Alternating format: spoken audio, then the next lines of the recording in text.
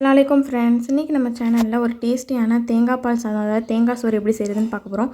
நம்மளோட சப்ஸ்கிரைபர் ஒருத்தவங்க தேங்காய் சாதம் செஞ்சு போட சொல்லி கமெண்ட் பண்ணியிருந்தாங்க. அவங்களுக்காக தான் இந்த வீடியோ. வாங்க வீடியோக்குள்ளே போய் எப்படி செய்கிறதுன்னு பார்த்துடலாம். அதுக்கு நம்ம அரை மூடி தேங்காயை நல்லா பால் எடுத்து வச்சுருக்கோம். அதை நம்ம எந்த குக்கரில் சோறு வடிக்க போகிறோமோ அதிலேயே நம்ம சேர்த்துக்கலாம்.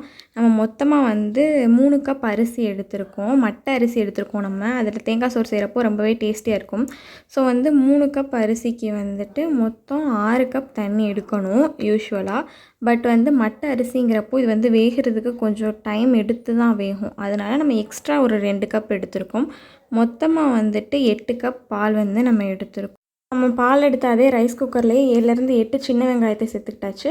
அது கூடவே 2 கொத்து கருவேப்பிலையும் நம்ம சேர்த்துக்கிட்டோம். இப்போ அது கூடவே ஒரு சின்ன தக்காளியை சாப் பண்ணி அதையும் ஆட் பண்ணிக்கிட்டோம். அப்புறம் அது கூடவே ஒரு 4லேருந்து 5 பல் பூண்டு அதையுமே நம்ம இது கூட ஆட் பண்ணியாச்சு. கூடவே ஒரு பச்சை மிளகாயை கீறி விட்டு அதையும் நம்ம ஆட் பண்ணிக்கிட்டோம்.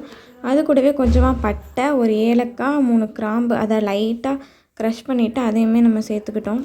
இப்போ நம்ம அந்த ரைஸ் குக்கரை அப்படியே தூக்கி அடுப்பில் வச்சு அதை அப்படியே நம்ம மீடியம் ஃப்ளேமில் வச்சிடலாம். அப்படியே சூடாகிக்கிட்டு இருக்கட்டும்.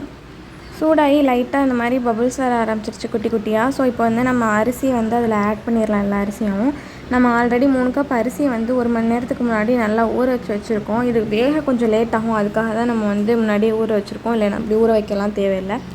ஸோ நம்ம அந்த ஊற வச்ச அரிசியை நல்லா தண்ணியை வடிச்சிட்டு கரெக்டாக சேர்த்துக்கலாம். எல்லாத்தையும் சேர்த்துட்டு ஒரு வாட்டி நல்லா மிக்ஸ் பண்ணி விட்டுட்டு அதிலே தேவையான உப்பு சேர்த்துக்கலாம். உப்பு சேர்த்துட்டு அது நல்லா கொதிச்சதுக்கப்புறமா நம்ம அதை தூக்கி அப்படியே ரைஸ் குக்கரில் வச்சு ஆன் பண்ணி வச்சாச்சு. அதுவே ஆட்டோமேட்டிக்காக இப்போ ரெடி ஆயிரும். ரெடி ஆனதுக்கப்புறம் அதுவே ஆஃப் ஆயிரும். யூஸ்வலாக நம்ம இதை கேஸ் ஸ்டவ்வில் தான் வைப்போம். அன்றைக்கின்னு கொஞ்சம் டைம் கன்ஸ்ட்ரெயின்னால நம்மளால் அதில் வைக்க முடியல. ஸோ இதில் வச்சுட்டு ஆட்டோமேட்டிக்காக அதையே ரெடியாக விட்டாச்சு. நீங்கள் நார்மலாக அடுப்பில் வச்சு ரெடி பண்ணலாம். நம்ம சரியாளவு தண்ணி வச்சுட்டனால வடிக்கிறதுக்கு எதுவும் அவசியம் இல்லை. நம்ம இப்படியே வச்சு ரெடி பண்ணதுக்கப்புறம் இப்படி தான் இருந்துச்சு. பார்க்கவே சூப்பராக இருந்துச்சு. சாப்பிடவும் ரொம்ப டேஸ்ட்டியாக இருந்துச்சு. இது கறி குழம்பு, இறால் குழம்பு கூடலாம் சூப்பராக இருக்கும். நீங்களும் ட்ரை பண்ணி பார்த்துட்டு எப்படி இருக்குன்னு சொல்லுங்கள். பாய் பாய். நெக்ஸ்ட் வீடியோவில் பார்க்கலாம்.